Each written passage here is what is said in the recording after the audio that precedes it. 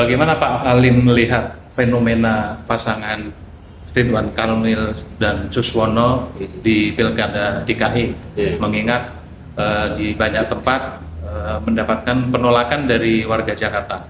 Apa sesungguhnya yang terjadi?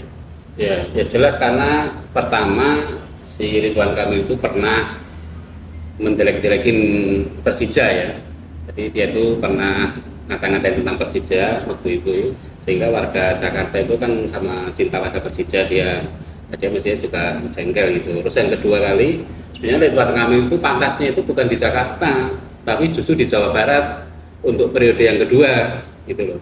Untuk periode kedua lah kok mengapa dia memaksakan diri ke Jakarta, walaupun alasannya karena disuruh partainya ya, dia sebagai petugas partai istilahnya, tapi bukan partai, yaitu partai Golkar, salah dia partai Golkar itu disuruh, nah dia ke Jakarta. Lah ngapa sih? Kalau bagi saya kalau Ridwan Kamil ke Jakarta itu, kalau istilah Jawanya seperti buru uceng kelangan delek gitu.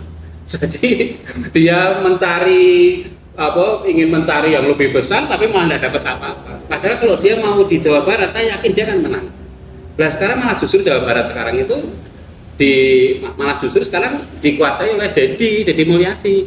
Jadi Ridwan Kamil di Jakarta dipastikan nggak akan menang. Nggak akan menang dia, karena di samping itu terus ada blunder yang paling parah ini, paling gawat ini, yaitu tentang Suswono itu, di mana Suswono itu menghina Nabi. Dan Nabi kok untuk guyonan, untuk lawakan itu loh. Padahal nama Nabi itu adalah nama yang apa ya? Yang alam semesta ini aja kalah, gitu loh. Jadi ini perang ajar ini sisi Suswono ini. Nah, nama Nabi yang begitu suci, begitu murni, yang disebut-sebut oleh orang seluruh dunia dalam 24 jam. Jadi dunia itu berputar 24 jam itu tidak lepas dari nama Rasulullah, tidak. Orang sholat di sini masih jam 7, di Amerika sudah jam 7 malam. Di Eropa beda lagi, di Timur Tengah di ini jam 7 malam, di Timur Tengah masih asar. Karena terpaut. Jadi nama Nabi itu 24 jam itu beredar di dunia, disebut orang terus dalam sholatnya, dalam doanya. Tanpa henti 24 jam itu. Nah kan ya ini di sini jam 7 pagi, di Amerika terpaut 12 jam. Di sini jam 7 pagi, di Inggris masih sebelum subuh. Itu termau 7 jam. Di sini jam 7 di dalam sholat atau di apa? Ya di dalam sholat, dalam doa-doa itu nama Rasulullah itu disebut-sebut oleh umat 1,8 umat Islam seluruh miliar, 1,8 miliar umat Islam seluruh dunia itu dalam sholatnya, dalam doanya itu selalu menyebut Rasulullah. Lah kok ini untuk dolanan, untuk guyonan, untuk lawakan itu kan ya kurang ajar itu si Suswono itu. Nah, Suswono itu kan mantan menteri dan petinggi PKS ya. Kenapa dia bisa seperti itu? Apa karena kebodohan atau karena kecelakaan? Kalau bagi saya karena kebodohan. Karena apa? Karena dia itu dia kan mengatakan Rasulullah itu pengangguran, gitu.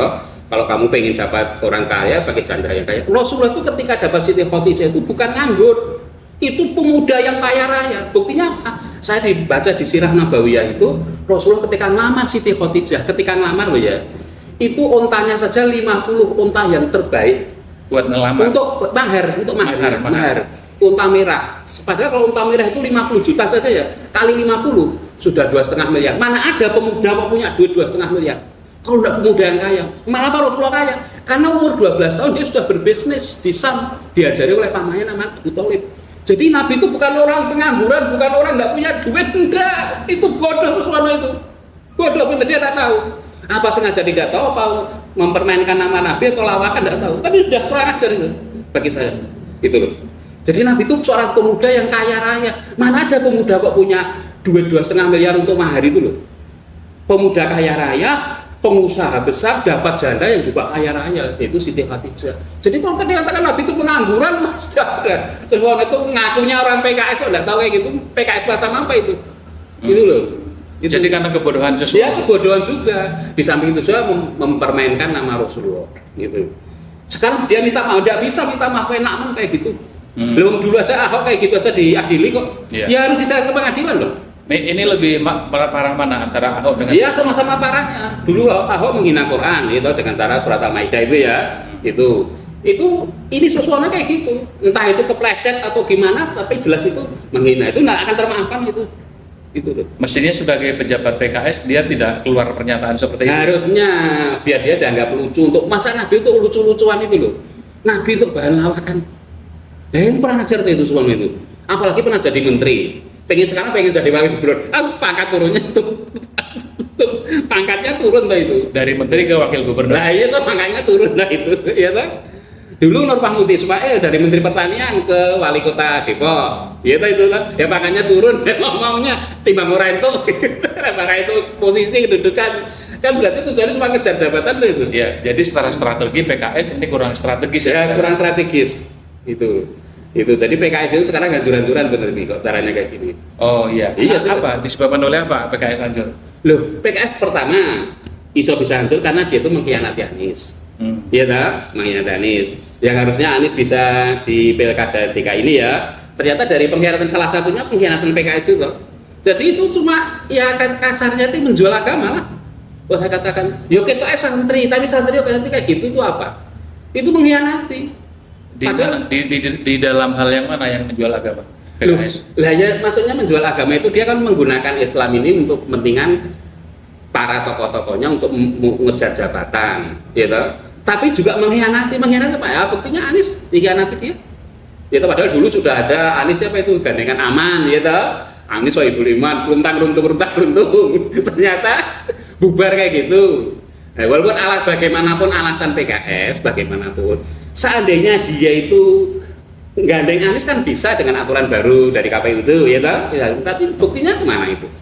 Nah, ternyata sekarang dia kayak gini. Paling masyarakat istilahnya sekarang itu, bagi saya itu PKS itu kualat itu. Kualat ya? Nah, ya kualat jelas loh. Dengan pernyataan suasana kan kualat. Oh, sekarang dalam berbagai rating survei turun loh dia. Lah jelas tuh DKI itu basisnya kaum muslimin, basisnya orang Betawi. Yang Islamnya itu kuat, lah kok begitu kan? itu loh kan. Nah kembali ke soal Suswono yang dilaporkan ke polisi, apakah itu memenuhi pasal? Kalau pemain jelas itu pasal penghinaan toh, sama juga pasal penghinaan agama tuh itu. Ya jelas memenuhi berbagai pasal dia memenuhi itu. Nah makanya kalau memang kita disuruh adil ya. Adil, gimana pun saya itu tidak setuju Ahok ya terserah kalau saya tidak setuju ya. Tapi mengapa Ahok kok sampai diadili, kok Suswono tidak kan sama ini sebenarnya. Harusnya hukum berlaku. Harus berlaku ya berlaku untuk Ahok juga berlaku untuk Suswono. Karena sama-sama menghina Islam semua, melecehkan agama semua, simbol-simbol agama, ya toh? Ini kan simbol agama. Rasulullah itu kan simbol agama. Nah itu loh, ini sama. Nabi. Apa? Nabi. Iya, Nabi lagi. Jadi nggak bisa kok ini untuk ini nggak bisa. Kita harus adil. I'dilu wa aqrabu littaqwa. Berbuatlah kamu adil agar kamu menjadi orang yang mendekatkan kamu diri kamu pada takwa. Itu kan simbolnya PKS. I'dilu wa aqrabu littaqwa itu PKS loh itu. Bisa nggak dikatakan dalam hal Suswono ini PKS munafik?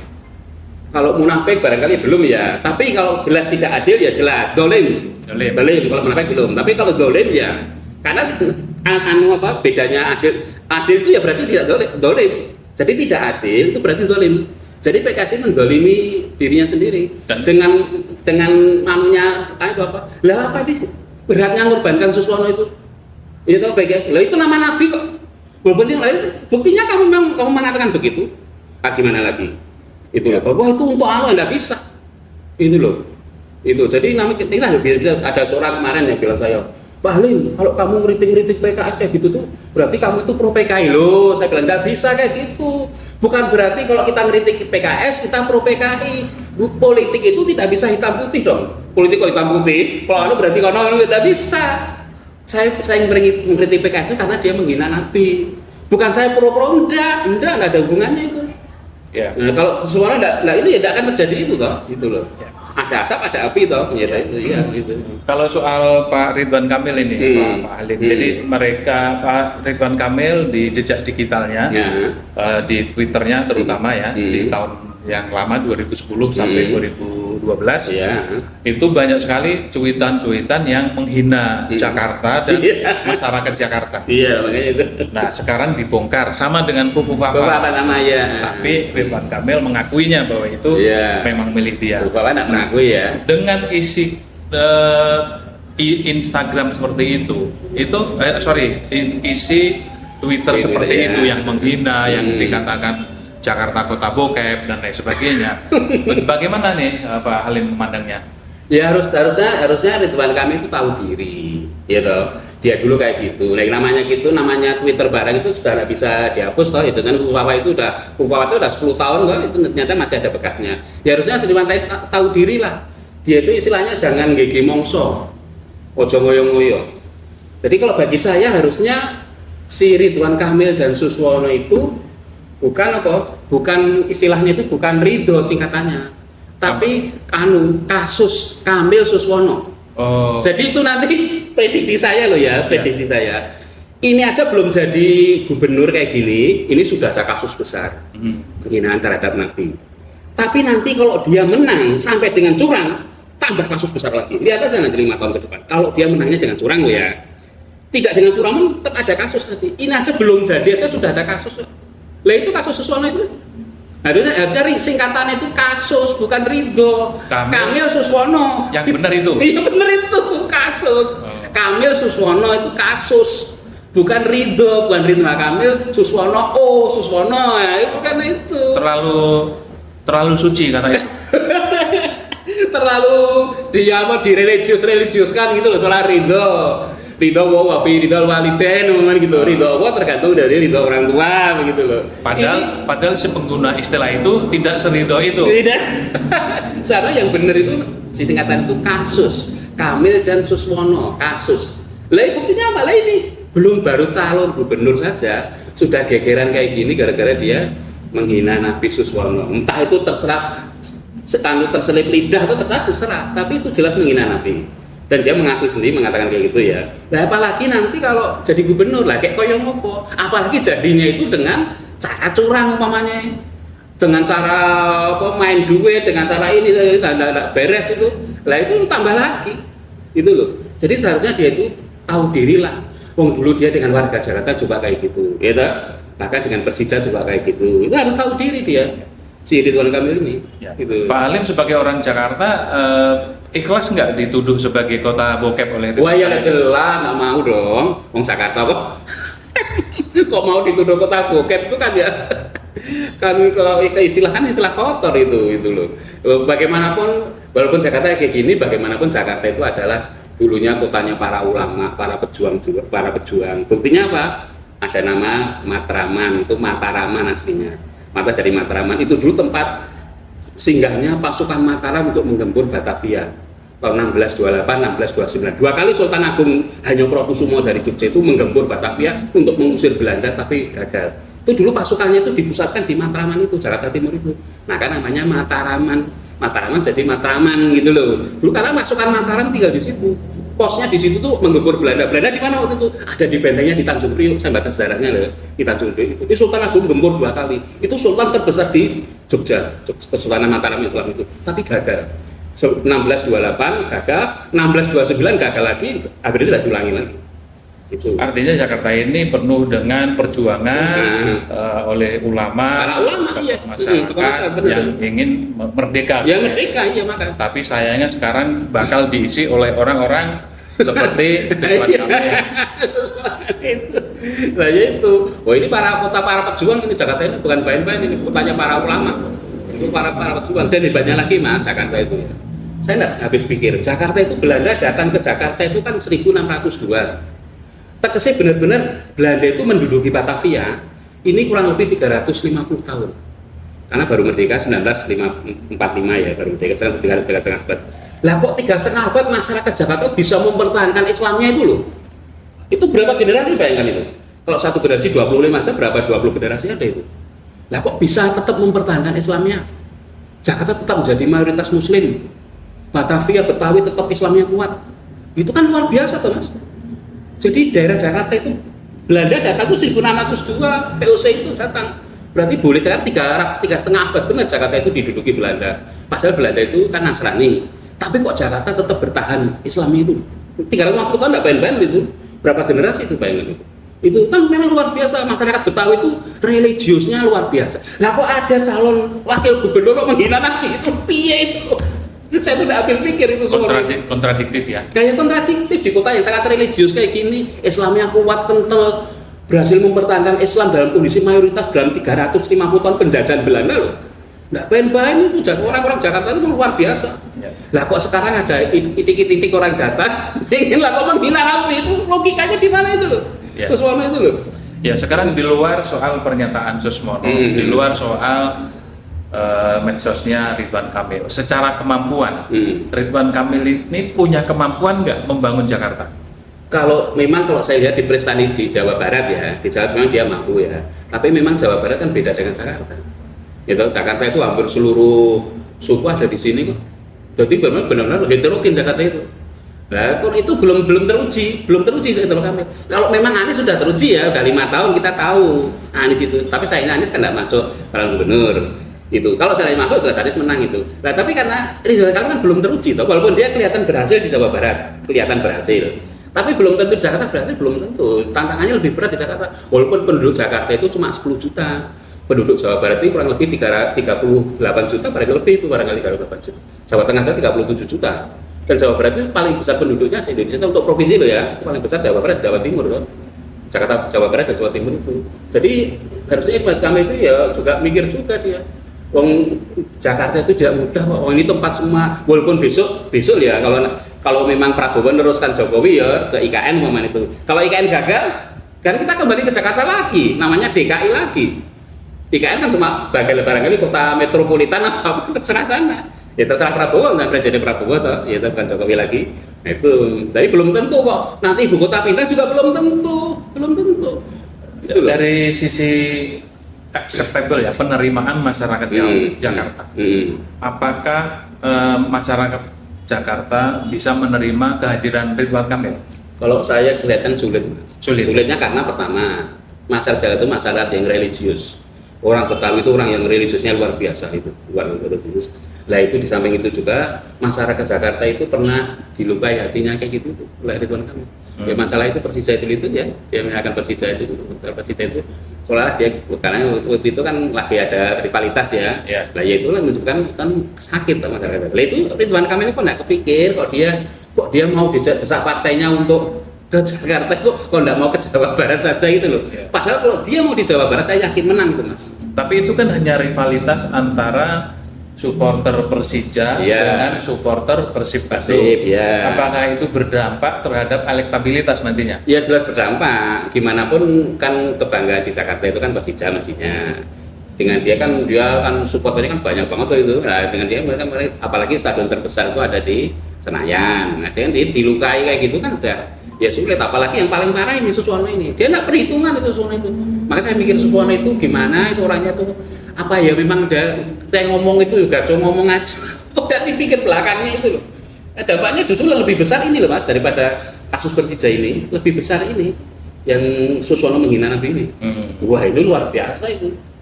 Nah dari pengalaman di lapangan nih Pak Halim kan ke pelosok-pelosok ke daerah-daerah di Jakarta ini. Bagaimana persepsi masyarakat Jakarta terhadap pasangan ini? Pasangan si Ridwan Kamil ini. Iya. Pasangan kasus ini. Ya kelihatan kurang dia. Karena ya itu saya anggap ya sebenarnya sebelum kasus masalah itu penghinaan terhadap Nabi itu mencuat kayak gitu itu agak lumayan sebenarnya posisi dia itu. Posisi Ridwan itu. Lah itu kan jadi blunder loh dia begitu itu malah jadi blunder. Nah sekarang udah terpuruk dia. Bahkan bisa saja nanti dia kalah dengan pasangan independen itu, Dharma Parangkun itu. Bisa juga. Bisa kalah ya? Bisa kalah dia. Jadi nanti kan yang satu itu Ridho ya, atau kasus lah ya satu. Yang kedua kan si Dharma, ya yang independen ya. Yang ketiga kan si ini Pranono dan Rano Karno. Gitu. Lah ini bisa saja nanti si Ridho ini terpuruk itu bisa nomor 3 terbalik dia nomor 1 bisa jadi nomor 3 jadi bisa saja posisinya nanti si Pramono dan Rano itu tak 1 yang 3 jadi 1 yang 1 jadi 3 bisa bisa saja itu mencuri di tikungan loh si Dharma itu jangan meremehkan Dharma Pramono jangan diremehkan lalu ini independen lah belum tentu lah kalau orang kecewa dengan si Ridho lah jadi ke Ridho terus dia nggak mau milih si ini malah lari ke kan bisa ke Dharma itu. Kira-kira Mas dari sisa waktu sekitar berapa hari lagi? Cuma 27 itu. Iya, berarti sekitar 10 hari lagi. Iya, 10 hari lagi. Ada nggak upaya untuk menaikkan kembali elektabilitas pasangan Ridho ini? Ya mestinya ada, mestinya, tapi ya sulit. Sulit. Ya karena sudah kasus terpur, apalagi kemarin saya baca di media itu kan Anies sudah mau foto bersama dengan siapa, Rano dan itu kan Pramono oleh itu, walaupun cuma foto loh ya, cuma foto itu nilainya luar biasa itu. Oh, itu sinyal dukungan? Iya jelas dukungan, gimana dia ngomong foto aja pakai seperti baju pilkada begitu, lihat tadi fotonya itu. Oh, itu artinya dukungan ya? Iya dukungan toh, jelas Anies paham tuh itu. Nggak mungkin Anies mau diajak foto, Anies itu bukan orang sembarangan. Saya kenal Anies sudah lama, waktu kuliah saya sudah kenal Anies. Jadi Anies itu orangnya perhitungan mas, Anies itu orang cerdas, orang itu. Kalaupun RK yang mengajak foto, Anies nggak mau kemungkinan? Iya nggak mau, nggak akan mau. Oh pasti nggak mau ya? Saya yakin nggak akan mau. Kalau dia mau diajak si RK dan itu, kita setelah kasus Nabi ini, wah Anies bisa diuber-uber, dibully masyarakat. Anies mau foto dengan kayak kalau dia sudah menghina Nabi, lah itu loh. Itu makanya kesannya kok mau foto dengan si Anu, loh itu dukungan toh. Jadi Anies itu mau foto itu bukan sembarang. Ayo Anies foto. Ya belum tentu. Waktu kan Anies di tengah, Pramono kemudian si Rano Karno ya itu di pinggir itu di Apit itu. Nah ini kan dukungan, nggak bisa saja nanti pemilih Anies dan sama kecewa itu larinya ke itu ke siapa? Karena Anies nggak di calon ya, mereka larinya ke si itu. Pramono bisa yang sekarang coblos semua itu ya itu bisa berlaku. Bisa juga lari ke situ. Mereka kan karena para pendukung Anies yang kecewa. Dan terus dilihat fotonya Anies kok foto terbaru dengan si Rano bisa juga. Itu nilainya juga luar biasa itu. Dan Anies tidak sembarang mau foto itu mas, tidak sembarang itu. Anies mau foto itu mesti perhitungannya udah matang Anies itu. Anies itu orang pinter itu luar biasa Anies itu. Politiknya luar biasa, ekonomi juga, ahli ekonomi juga. Jadi Anies itu. Lah umpamanya Anies mau nyala gitu, mesti menang udah saya jamin itu. Wong terbukti kok ada buktinya 5 tahun kok. Dan penyebab utama Anies tidak bisa nyalon karena PKS. Nah itu salah satunya karena PKS itu. Padahal dulu sudah runtang-runtung aman itu. Anies Sohibul aman, terus tiba-tiba kok kayak gitu. Ya mau jadi PKS jadi sasaran kok. Dan sekarang umpamanya ada pemilu gitu, PKS terpuruk saya yakin. Karena ada pemilu lagi gitu ya nasional, PKS terpuruk. Jelas. Jadi PS itu nggak mau perhitungan jangka panjang itu loh. Para pimpinan PS itu saya heran, mereka kan para ulama, para kiai itu. Mereka itu PKS itu kok nggak punya perhitungan itu loh. Saya jangka panjang, prediksi nanti saya itu gimana kalau saya berbuat, orang berbuat itu perhitungan loh mas. Apalagi orang politik, berbuat gini nanti akibatnya gimana, itu harus perhitungan.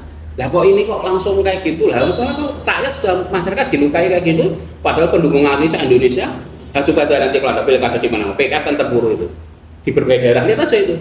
Gara-gara Anies kayak gini di DKI, nanti PKS di mana-mana itu di kabupaten, di provinsi kalau ada pilkada itu terburuk. Karena sakit hati. Sakit ya, bukan sakit hati karena dikecewakan orang PKS ini. Minimal mereka kalau nggak mau milih ya golput minimal mereka gitu. Itu jadi itu para PKS ini kan politikus ini kalahkan. Lah kok nggak punya perhitungan kayak gini ini piye gitu loh, heran saya itu. Harusnya dia punya prediksi toh. Dia kan ahli strategi politik udah teruji mereka. Terus kayak gitu. Apa dulu? Sangat itu loh kayak gitu, makanya itu udah habis itu dia nanti. Jadi dampaknya tidak hanya di pilkada DKI itu nanti. Lihat aja nanti di berbagai daerah. Yang namanya ikut dicalonkan PKS atau terburuk itu nanti. Itu. Kemarin Ridwan Kamil kampanye di salah satu gor di Jakarta dan dia berjanji akan membuat tempat game di halte dan di pinggir-pinggir jalan buat warga Jakarta supaya orang Jakarta sehat katanya. Bagaimana menurut Pak Halim? Oh itu saya kira cara pemikiran yang tidak strategis. Nah strategisnya apa? Lah orang berdesak-desakan di kereta, orang di jalan dan sebagainya itu sebenarnya sudah olahraga dia, udah mengeluarkan keringat, mengeluarkan tenaga. Dia jalan, kemudian dia nyari kereta, nyari bis, nanti angkutan, itu sudah olahraga. Jadi tidak perlu ada game-gamean itu, tidak perlu. Di pinggir jalan itu ide macam apa itu? Itu loh. Apalagi umpamanya orang pengen nge-game. Padahal kalau kita lihat di Venus ya, itu kan biasanya wanita pakainya kan minim gitu itu. Nah, orang pakai minim kayak gitu ditampilkan di pinggir jalan, di halte itu di negara barat itu tidak ada kok itu. Di Eropa, di Amerika tidak ada ke game di pinggir jalan. Itu belum pernah dengar, saya pernah lihat saya itu. Itu ide dari mana sih itu Tuhan itu? Gitu. Ya. Kan ya nanti kasihan pengusaha gamenya tidak laku. Jadi ternyata ide-idenya juga tidak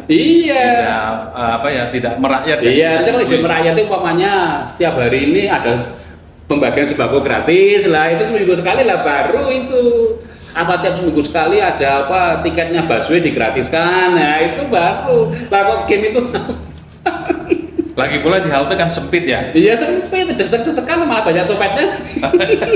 Gamenya diambil ya, Mas. Ya, dia copetnya malah repot. Belum nanti kalau malam-malam menjaga gamenya. Nah, kan mahal alat game itu. Taruh di pinggir jalan diangkut orang, repot itu. Nah, ini lagi-lagi karena ketidaktahuan RK atau apa ya? Kok punya ide kayak gitu? Saya kira itu dari masukan dari penasihatnya barangkali. Penasihatnya malah justru untuk membuat RK terpuruk sendiri bisa juga itu. Oh, gitu. Namanya politik kok, ya kan? Namanya politik cuma RK itu waspada apa enggak? Penasihatnya ngomong gini, dia harusnya yang merakyat itu ya seperti Prabowo itu loh, walaupun sampai sekarang belum dilaksanakan program itu. Ada makan gratis yang bergizi, ya kan? Kan orang udah tertarik tuh Mas, walaupun sekarang nggak ada loh ya, belum ada, saya sekarang belum dilaksanakan sih. Malah pengen utang dari Cina yang utangin makan siang itu kan itu belum enggak. Tapi ya harusnya kan seperti Prabowo itu, wes nanti seminggu sekali ada pembagian sayur gratis, pembagian sembako gratis tiap hari Jumat itu, baru tiap keluaran ada sembako gratis, ada pembagian ikan gratis, gizi, ya gitu. Nah kok game itu diharap ngopo? Karena makannya kurang, game-game terus nggak ada gunanya tuh. Jadi menurut prediksi Pak Halim ini, pasangan Ridwan Kamil Suswono ini pasti kalah. Saya yakin. Karena apa? Ya setelah kasus Nabi itu udah. Kalau sudah kasus Nabi saya nggak tahu mau terima lagi gitu. Karena itu penghinaan gimana lagi? Nabi kok dikatakan pengangguran, kemudahan, kan menghina itu. Walaupun alasannya itu untuk lah kok Nabi kok kamu gunakan untuk bahan lawakan. Gitu loh. Jadi Suswono ini piye gitu loh orang itu loh. Katanya kamu itu tahu agama, kamu itu orang PKS pernah jadi Menteri Pertanian. Lah kok sekarang kamu malah gitu, walaupun alasan terselip lidah, enggak usah, yang penting kamu menghina. Tapi kan kader PKS di Jakarta banyak dan solid mereka. Iya memang kader PKS itu, bahkan PKS partai nomor 1 ya, kursinya paling banyak. Tapi itu tidak jamin. Nah, buktinya apa? Nah dulu bahwa kursinya paling banyak sekalipun waktu nyalonkan Anies juga kayak gitu. Gitu. Waktu dulu kan dia tidak mencapai batas itu, walaupun terus ada peraturan baru itu, terus akhirnya tidak jadi nyalonkan Anies depan itu. Jadi tidak jamin PKS di Jakarta itu kursinya itu cuma berapa kan, tidak ada sampai berapa itu. Tidak ada sampai 25%, tidak sampai itu malah 18% barangkali ya. Jadi pasangan Ridho ini langsung tenggelam atau masuk di putaran kedua menurut prediksi Pak Halim? Kalau masuk di putaran kedua itu barangkali ya bisa, tapi ya nomor 2 kan tetap kalah. Itu kalah. Kalaupun masuk kedua, iya. di pemilihan berikutnya kalah juga. Kalah juga ya. Karena nanti bisa saja pemane si Dharma itu kalah ya, nomor ketiga toh. Dharma itu bisa saja pemilihnya Dharma itu lari ke Pramono. Apalagi setelah dia foto dengan Anies, wah itu dampaknya luar biasa. Kemungkinan Pramono satu putaran. Ya bisa juga satu putaran. Seandainya 2 putaran pun saya yakin akan menang. Karena itu dampak pertama penghinaan terhadap Nabi itu, terus kedua Anies telah memberi dukungan kok. Itu kan isyarat. Anies tidak perlu ngomong saya mendukung Pramono, tidak perlu, foto saja sudah menunjukkan, gambar itu sudah menunjukkan kok. Iya, itu sudah menunjukkan itu foto Anies dengan Karno itu. Jadi pinternya timnya si Rano Karno dan Pramono itu ngerayu Anies itu loh. Kok Anies mau foto itu loh. Selama ini kan dijagokan orang Jakarta kan Anies. Ya. Anies terjebak atau dengan kesadaran itu? Ya mesti sadar atau tidak mungkin toh. Anies mau foto itu mesti Anies sudah perhitungan matang itu. Karena Anies itu orang perhitungan kok itu. Saya kan kenal Anies dari zaman kuliah. Waktu kuliah di Jogja kan sudah berteman dengan Anies saya. Waktu kuliah di Jogja itu. Jadi saya dengan Anies sudah kenal lama, sudah masih sama-sama mahasiswa itu, masih bersama dengan Anies itu. Jadi Anies itu memang orangnya, memang saya yakin Anies itu memang dilahirkan untuk menjadi pemimpin itu. Anies itu. Okay. Kalau tidak dijegal dengan keras kayak gini ya dia lolos itu. Oke, apa pernyataan terakhir untuk Ridwan Kamil dan Suswono? Ya pernyataan saya ya paling enggak ya pertama ya Ridwan Kamil ini istilahnya jangan gigi mongso orang Jawa, jangan ngoyo-ngoyo, itu yang pertama itu. Jadi kalau yang kedua, kalau memang nanti dia tidak kepilih, ya jangan menjadi orang yang terkena penyakit post power syndrome. Jadi pengennya tetap berkuasa, ya ternyata udah tidak jadi apa-apa, gubernur sudah tidak jadi, ya selesainya kayak gitu itu nanti. Ya makanya itulah bagi saya itu blunder yang sudah tidak bisa dimaafkan. Terus yang ketiga itu tentang Suswono lagi, itu adalah blunder itu sebenarnya. Justru yang memukul Ridwan Kamil itu wakilnya sendiri. Ya Suswono itu, walaupun dia tidak mengakui loh ya. Itu sebenarnya Suswono itu malah justru memukul Ridwan Kamil sendiri. Di samping memukul dirinya sendiri, juga memukul Ridwan Kamil sendiri. Dan saya kira yang keempat itu, saya kira itu Anies itu tepat itu. Dia mau foto dengan itu, dengan si Pramono dan Sidul itu tepat. Karena Anies telah memperhitungkan situasi. Kalau saya foto dengan Suswono dan Ridwan Kamil, malah itu nanti mukul saya. Itu loh. Nah, kemudian dia berfoto dengan anu. Nah, terus sekarang perkara itu apalagi yang dukung Suswono dan Kamil kan lah Kim itu toh ya, 18 partai Kim itu toh. Nah itu ya jadi jaminan apa pemilihan gubernur itu yang penting itu figurnya kok, bukan partainya kok. Apa nanti partai Kim mendukung ini mesti masanya ke sini semua? Nah, belum tentu figurnya. Tapi setelah itu Ridwan Kamil bertemu Prabowo, bertemu Jokowi di Solo. Apakah itu tidak akan mengubah keadaan? Mengubah pun tidak banyak. Saya mengubah ya. Itu karena pertama Jokowi sendiri sudah tidak punya power lah, walaupun dia masih cawe-cawe sana cawe-cawe sini masih, tapi apalagi Prabowo kan baru toh.